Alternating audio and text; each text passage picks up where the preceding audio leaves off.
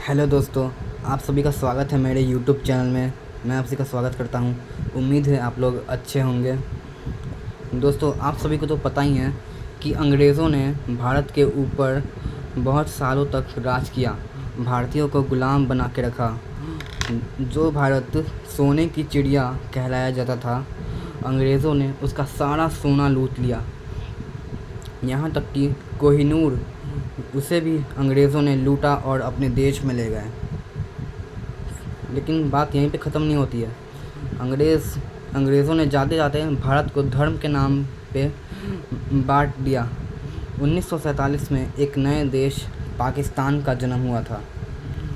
लेकिन दोस्तों, आज हम लोग इस वीडियो में ये बात करने वाले हैं कि क्या होता अगर भारत और पाकिस्तान का कभी बंटवारा हुआ ही नहीं होता। तब क्या होता? आज अगर जैसा भारत है, क्या वो वैसा रहता या फिर अलग? आज हम लोग सब पता करने वाले हैं। तो चलिए वीडियो को स्टार्ट करते हैं। देखिए, अगर सबसे पहले बात करें, भारत और पाकिस्तान का बंटवारा अगर हुआ ही नहीं होता तो इसका मतलब कि ये है कि बांग्लादेश भी भारत का ही हिस्सा रहता, क्योंकि बांग्लादेश पाकिस्तान का हिस्सा था 1971 से पहले। 1971 में बांग्लादेश पाकिस्तान से अलग हो जाता है। तो फिर ये तीनों अगर साथ रहते तो क्या होता? सबसे पहली बात, शायद कश्मीर इंडिया का हिस्सा नहीं हो पाता, क्योंकि 1947 में जब कश्मीर में जो राजा थे वो कश्मीर को एक इंडिपेंडेंट कंट्री बनाना चाहते थे। वो भारत या पाकिस्तान के साथ जुड़ना नहीं चाहते थे। इसीलिए उन्होंने अंग्रेज़ों से ये कहा था कि उन्हें एक अलग देश चाहिए। लेकिन फिर पाकिस्तान होता है, ये उससे बहुत नाराज़ हो जाता है, क्योंकि कश्मीर एक मुस्लिम मेजॉरिटी एरिया है। वहाँ की ज़्यादातर पॉपुलेशन जो है वो मुसलमान है, और पाकिस्तान भी एक मुस्लिम मेजॉरिटी है। और जो बांटा गया था भारत को, वो धर्म के आधार पे था, हिंदू और मुस्लिम। इसीलिए पाकिस्तान ये चाहता था कि कश्मीर पाकिस्तान का हिस्सा बने, लेकिन कश्मीर के राजा ने मना कर दिया।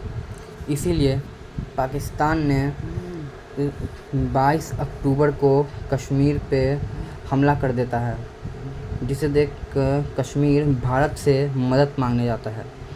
लेकिन उस समय भारत के प्रधानमंत्री जवाहरलाल नेहरू मना कर देते हैं, क्योंकि वो कहते हैं कि ये पाकिस्तान और कश्मीर के आपस का मामला है, इसमें भारत कुछ नहीं कर सकता।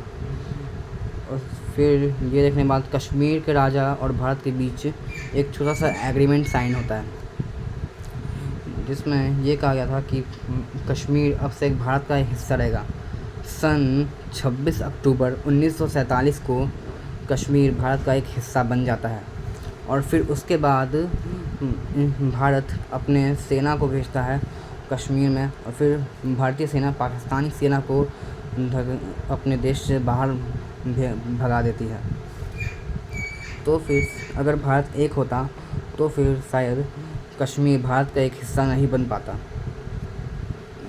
लेकिन शायद कश्मीर एक ऐसी पॉसिबिलिटी है जिससे कश्मीर भारत का हिस्सा हो भी सकता था, और वो है चाइना। चाइना ने 1962 में भारत के ऊपर हमला किया था और कश्मीर के अक्साई चीन इलाके को कब्ज़ा कर लिया था। तो शायद इस बार भी चाइना हमला करता कश्मीर पे, और कश्मीर के राजा भारत से मदद मांगते, जिससे वो जुड़ सकता था भारत में।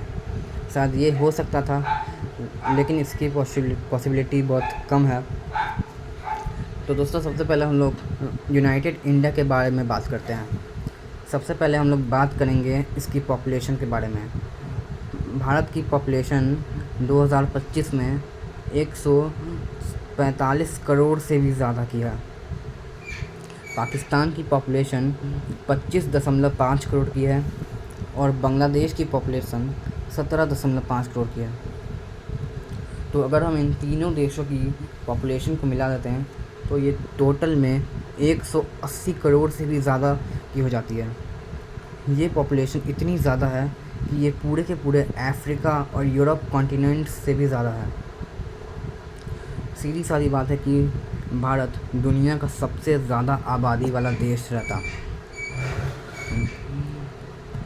अभी हम लोग भारत के राज्यों की बात करें कि वो कैसे रहते हैं, तो शायद आज भारत में तो 28 राज्य हैं, लेकिन अगर भारत एक रहता तो शायद इसमें कम से कम 30 से ज़्यादा तो राज्य होते हैं।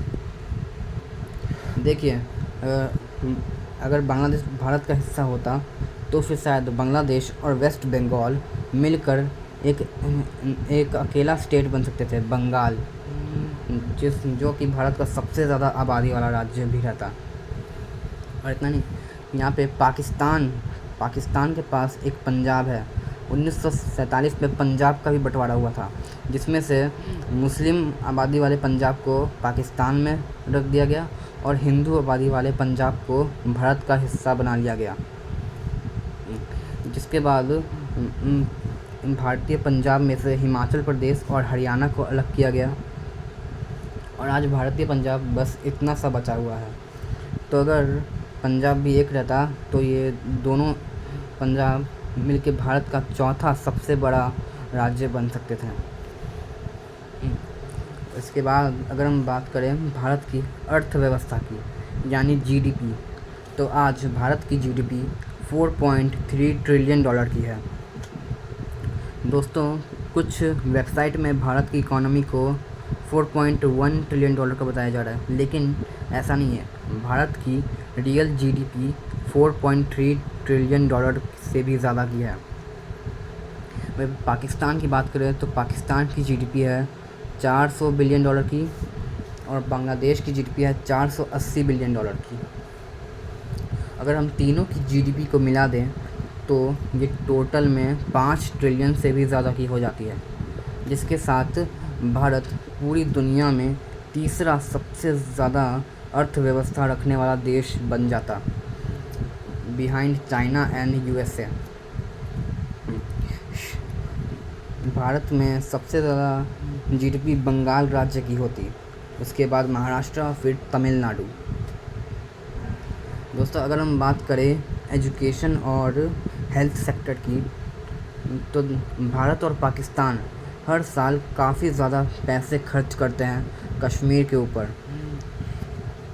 लेकिन अगर दोनों एक रहते तो फिर भारत को कश्मीर पे ज़्यादा पैसे खर्च करने की ज़रूरत पड़ती ही नहीं, जिससे जो भी पैसे इतने सारे जो अब तक खर्च किए गए थे डिफेंस, मिलिट्री, आर्मी, हथियारों के ऊपर, वो सब बचाए जा सकते थे और उन सब पैसों को एजुकेशन, हेल्थ केयर, इन सब चीज़ों पे खर्च किया जाता था, तो आज भारत कितना ज़्यादा डेवलप होता।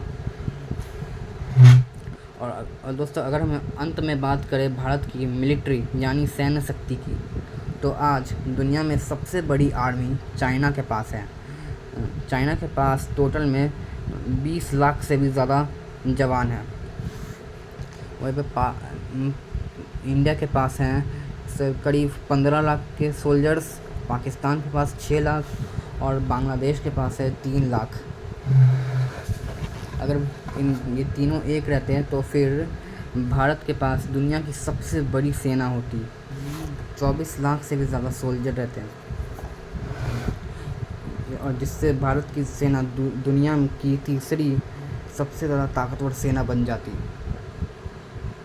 पाकिस्तान और भारत दोनों के पास न्यूक्लियर वेपन्स हैं। भारत के पास 180 हैं और पाकिस्तान के पास है 170। इन दोनों के वेपन्स को मिला दे तो 350 न्यूक्लियर वेपन्स हो जाते हैं, जिससे भारत दुनिया का चौथा सबसे ज़्यादा न्यूक्लियर वेपन रखने वाला देश भी बन जाता।